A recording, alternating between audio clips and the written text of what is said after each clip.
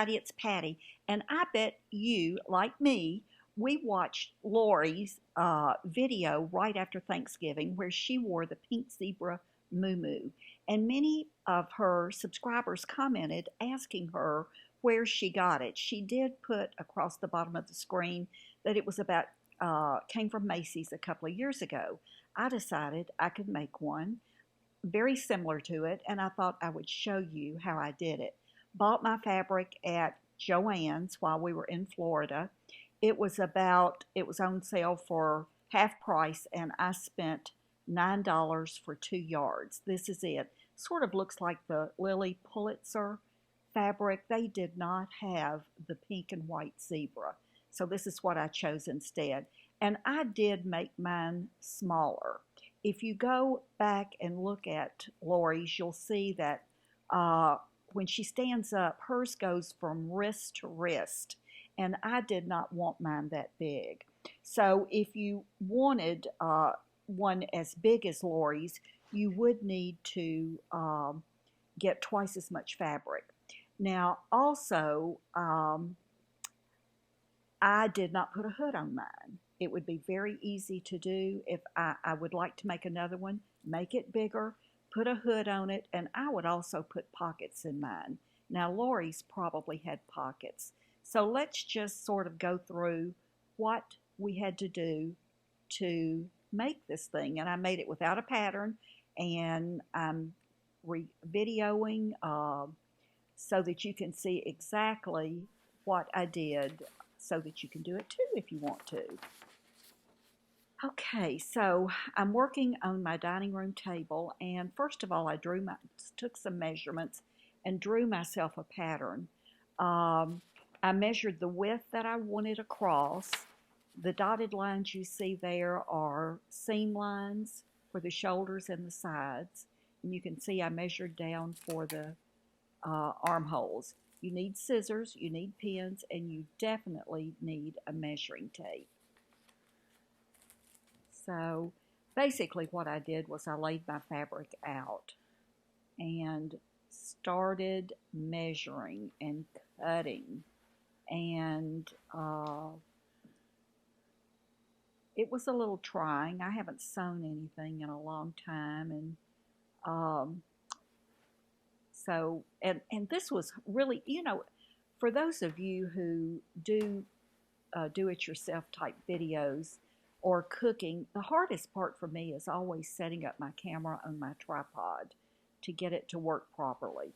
But anyway, I have my fabric out on the table, and you see that I am measuring the length of mine. From my shoulders down to the floor is about 53 inches. So, and that gives me a couple of inches for the seam across the shoulders and to hem it. So here you see that I'm cutting the length, or I'm pinning for the length. I decided that I needed to cut up this fold seam. My fabric is folded. So the top is the front, the bottom is the back. So after I measured it and cut across the bottom, I did cut straight up that fold seam to make two pieces.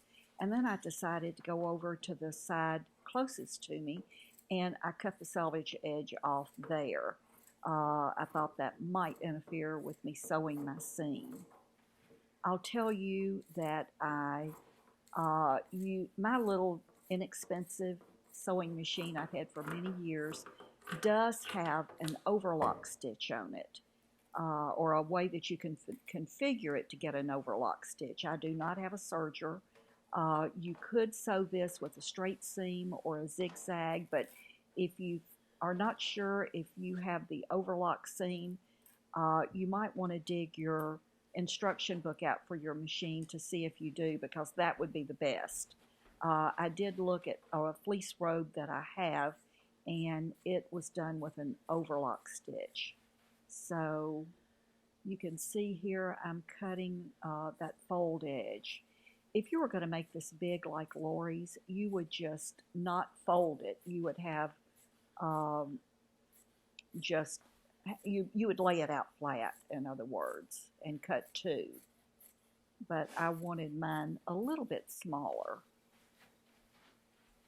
Although when I went back and looked at Lori's, I really do like it big. So basically, I measured mine to get the width elbow to elbow.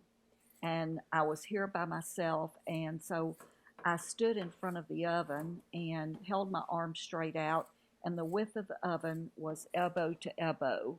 And for me, that was 30 inches. This particular fabric that I purchased, the fleece, is 60 inches, so that worked out perfectly for me.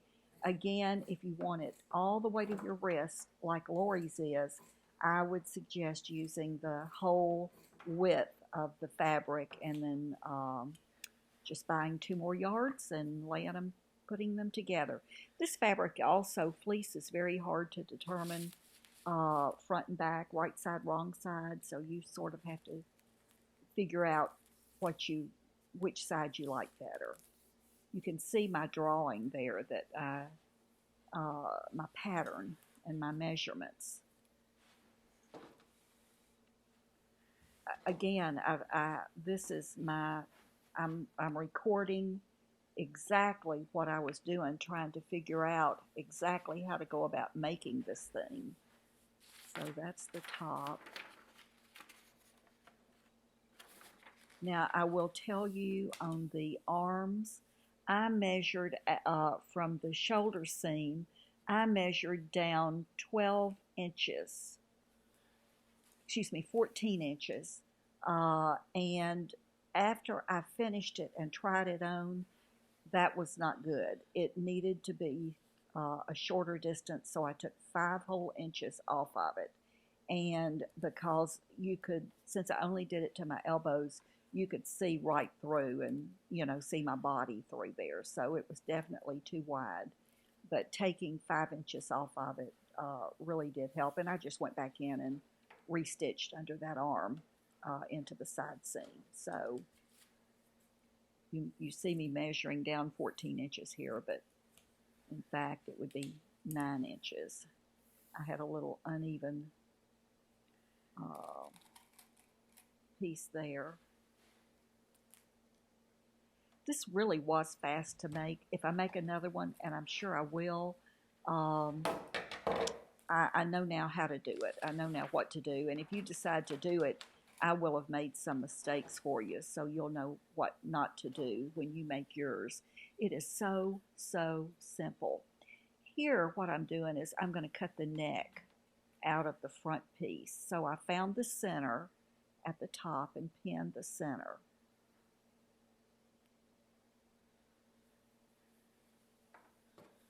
I think I'm pinning the center.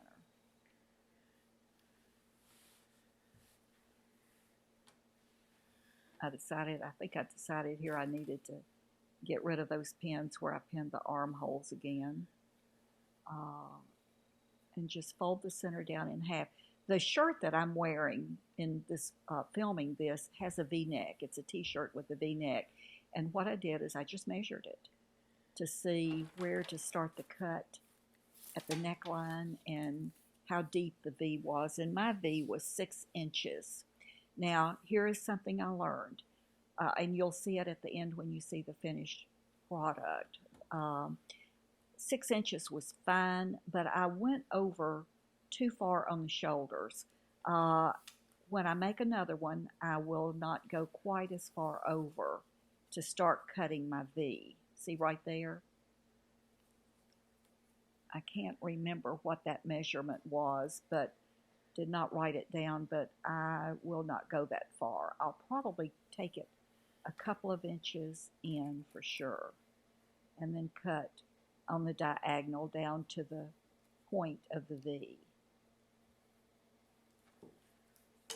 It does make a sort of a slouchy look,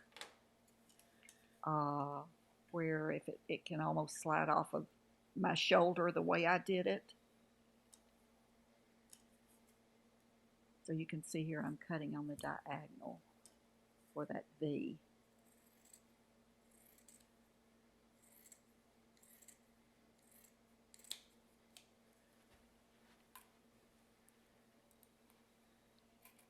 it took me, once I went to the sewing machine, it took me maybe an hour or an hour and a half to actually seam it up because you're just seaming straight stitches.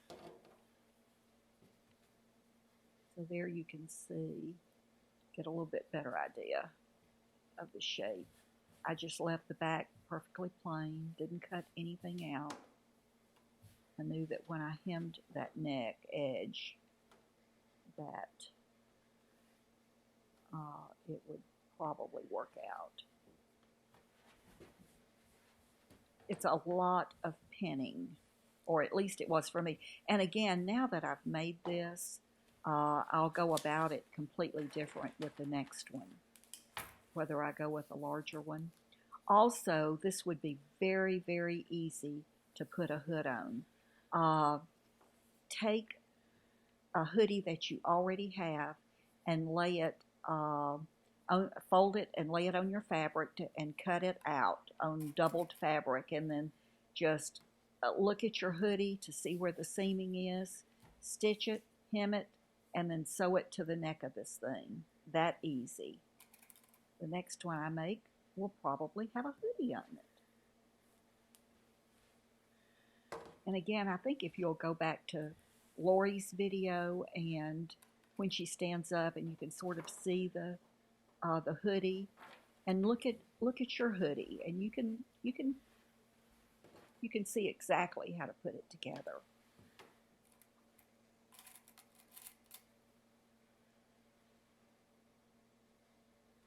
Just a pinning.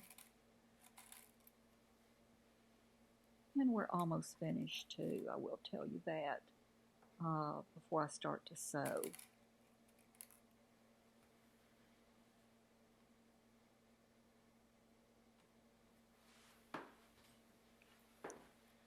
And I took about maybe a ½ inch, 3/4 of an inch seam allowance. And by the way, when I did sew this, I've only folded it one time over because I did the interlock. And so a lot of times when you're hemming like this, you fold 1/4 of an inch and then you fold another 1/4 of an inch.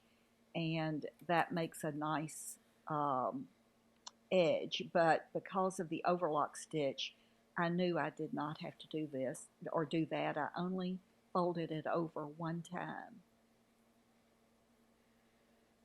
I'm trying to figure out now how I'm going to be placing this in under the pressure foot on my sewing machine so that I know the direction that I want to put my pins. That V, I knew I might have a problem there, so I made just a tiny little snip, maybe a ½ inch, so that would lay flat. And I knew that, and actually what I did was when I was hemming this, actually at the machine, I made sure that I stitched across that slit so that it gave it some stability and it wouldn't rip or tear. So that's it. I think I'm ready to go to the sewing machine. When I don't remember now if I've done this, but I chose to leave slits at the bottom on each side. All right, here it is finished. And I even put a little label. I took some grosgrain ribbon and a black laundry marker and made a little label for it. So if you decide to make one, let me know. Let me know what kind of fabric you picked, and if you made a small one or if you made a larger one. And if you put a hoodie on it or pockets, let me know. Thank you so much for subscribing. Thank you for watching. I'll put a link to Lori's video down below in the description box. I appreciate you. Stay warm. It's going to be super cold. Sleet, ice, snow here at the end of the week. But hallelujah, we're leaving back for Florida next Wednesday, a week from tomorrow, until the middle of January. Have a great day. Love you guys. Bye-bye.